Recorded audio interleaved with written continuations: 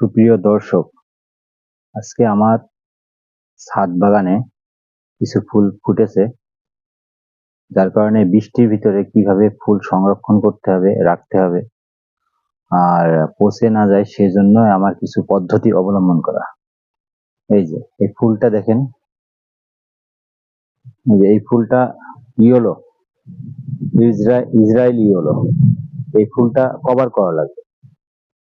সর্বপ্রথম এই যে ফুলটা দেখছেন, দেখুন এই ফুলটা প্লাস্টিক পেপার দিয়ে কভার করে নিতে হবে। নিলে তাহলে আপনার এর ভিতরে কোনো বৃষ্টি যাবে না, বৃষ্টির পানি যাবে না। আর যখন বৃষ্টির পানি এর ভিতরে যাবে না, তখন আপনার ফুলটা খুব সুন্দরভাবে টিকে যাবে।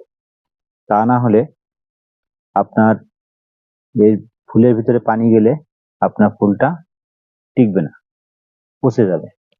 সেম দেখুন আমার এই পুরো বাগানটাই দেখুন